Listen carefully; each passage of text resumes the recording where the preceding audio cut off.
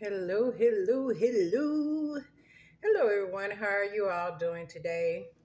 This is your girl, Cheryl Lane, the owner and founder of Eternity Citizen More Home Care and the Home Care Business Learning Station online course site. And what we're doing now, all about Cheryl podcast. Please get to know me. I love educating the community, family members, and home care providers on the benefits of home care and how we can better assess and take care of our for the home care providers, our clients, and for the family members, our loved ones, in seeking the best home care provider and services and resources that we can get to best have that individual taken care of well. All right, get to know me. Get to know me. Let's get into let's get into it. Can I change this up every time? I gotta get this down pack, okay? All right, but anyway, let's get into it. All right, so now we're going to talk about care plans. I did another video where I talked about service agreements. So now we're going to talk about the care plan. So this is for home care providers, right? Non-medical, not home health, not hospice, non-medical, and then the family member too. Okay, so we already know home care is non-medical. So everything we do are supposed to do is non-medical with the individual in their home. But when you go and take care of that loved one for someone or that client, whatever you want to call it, that you do a care plan after you did your assessment, see what's all going on with them or whatever. Then you're gonna put your care. I got to come back. I'm gonna do the assessment because I'm doing this a little backwards. But all right, work with me. But so the care plan, I just give you, for instance, some of the stuff on my care plan. So on my care plan, it has their name, their birthday. It has a little small summary spot that you just describing that person that you're going to be taking care of. So let's say we have an elderly African American gentleman who lives alone. But still able to care for himself, still able to take showers, need medication reminders, need assistance with, food preparation. You just describing what you're going to do with him, right?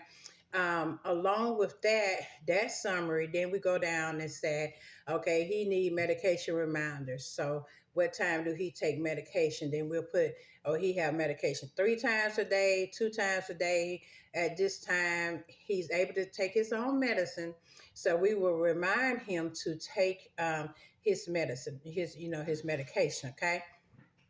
So with that, then we'll drop down. Is they continent or incontinent? Could they tell us? Could they use? They have to use the restroom or urinate or have a BM, right?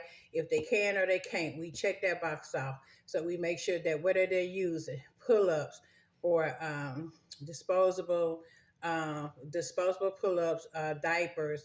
They may still use their underwears with like a pad or porous pad or something like that. So you want to make sure you have things like that on there to, to let whoever's going to come take care of them or somebody new coming in, they could come and look at that care plan and say, oh, okay, he's incontinent or she's incontinent, but she wears her own underwears with pads or blah, blah, blah, you know what I'm saying? So you want to definitely have that on there. You want to have meals. What time of the day are you going to come? So it depends on what time of day that you're going to come and service that client that you want to have. He's going to have breakfast, snack, and lunch. If you're getting off somewhere before dinner time, or if you come in midday, you probably say they're going to have lunch, snack, and dinner. It just all depends, or just lunch and a snack because the family member gonna fix dinner. So you want to have that on your care plan and to check off box. What are you going to do? You're going to be doing breakfast and lunch, or lunch and dinner along with snacks. No, what are you going to do? Also, you want to know their type of equipment. What type of equipment are they going to be using? Are they going to use a wheelchair, Hoyer lift, stand-up lift, a rollator, electric bed, what they call the stand-up chair, the chair that lift them up, and it can let them down or it can lay them all the way back. But they have that little handle on the side, and they'll lift the chair all the way up to standing just about, and then they can get up like that. Do they have a chair like that? So you want to list all the equipment they're going to use, apparatuses that they're going to use for their everyday you know, living skills or things that they use to get around the house or, outside or whatever. So you want to have that down, right? Um, then you want to have too also power of attorney. Who's the power of attorney? If they have a power of attorney, or who's the designated person that you need to be talking to make sure that they have this or that. Let them know they need this or that, or they out of this or that. Who do I need to be talking to in general? You want to have that person down. If they got a power of attorney, who is that power of attorney for them? And then you definitely want to make sure you talking to that person. You also want to have on there, do they have a DNR, or do not resuscitate? And I'd be hating to say that when I go do the client, I'd be like, "Ooh, I don't know how to explain this, but do you have this or this in place or whatever?" So especially if the client right there, you asking these questions. So, but you definitely want to see if they have that. And so if something do happen, um, that you are able to tell the rescue people, okay, well, we need you to come see about them, but they're DNR. Or, we call, if they're on hospice or home health, you would call those people first anyway, call them, and then they will tell you exactly what to do. But they need to have that in writing, and that it need to be in writing with you, the home care provider, and it need to be in writing with home health and hospice, and then for the hospital, okay? And all of this gonna be on your care plan. Lisa's all on mine, okay? You want to know about the hospitals. What hospital do they go to mainly? Their primary doctor, their allergies. You want to know all of this. So in case you're taking them out on an outing, you want to make sure that you know what they're allergic to. Some people might be allergic to peanuts. Some people might be allergic to apples. Like my son, he allergic to apples. Um, you wouldn't think that, but yeah. But anyway, so you want to make sure you find out what they're allergic to. So if you're out on the outing, that you can ask these certain questions, that they don't get these certain things and have allergic reaction, right?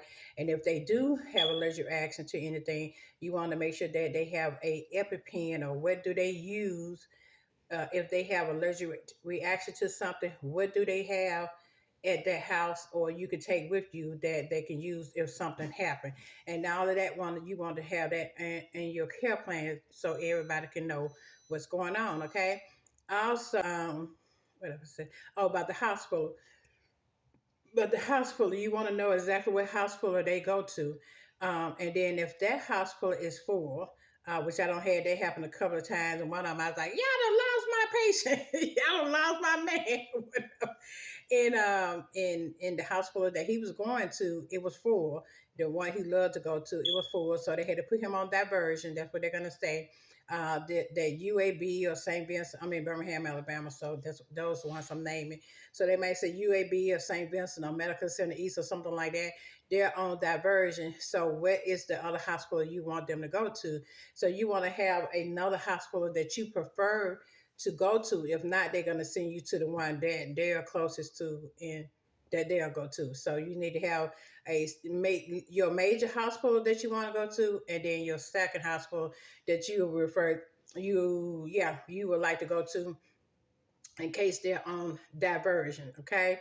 Also, with the hospital, they want to make sure that your paper in the hospital proxy everybody, that they have that paperwork also, because if something need to be going on, or something need to happen immediately, we the caregivers, we cannot make that call.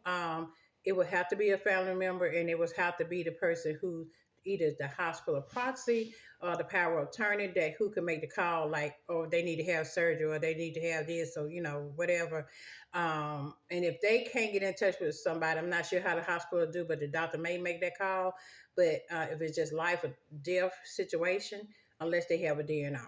Okay, unless they have a DNR. So you want to make sure that you talk to the family member about that, about the DNR. Um, and again, all of that would have to be in writing for us to abide. If we don't have a DNR and we come into the home, us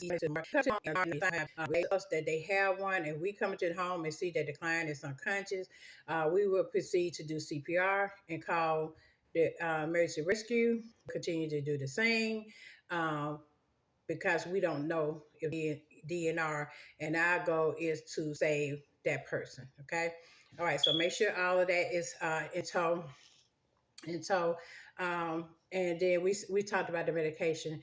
Now, some agencies, um, if they could do medication reminders, they do not do narcotics. Now, I don't like to do narcotics. I don't really like for my caregivers to do narcotics. Now, if I'm there, me myself, I would probably do it, and it just had to be a certain. Well, it's not there at all, can't come at all for them at the times that they have to take the medicine, and I have to remind them if they can't take it, I can try to put it in a cup. But like I said, but if I know the person gonna be in extreme pain, and they must have that medicine, then I myself would go ahead and do it. We would try to make sure that the nurse or if they on home health or hospice can come in and do that for them. Okay. Um, I know I'm missing something else because I should have had it in front of me. But of course, like I said, you want to have their name, their information. You want to have the allergy. You want to have the days that you're coming. If you're cooking bread, you want to, things that you want to have for them to have for their everyday living skills. Okay. So if you have any more questions about this, please comment below and I will try to answer as many questions as I can. But if you have any more questions that you need to answer, me to answer, please drop your email address or inbox me on social media, or you can email me at eternity sitters and more one at yahoo.com. All right. And I will respond back to you with any questions you may have. Okay. But I will put my email address in the comment below and you can email for me from there. All right, guys. You have a great one. Bye.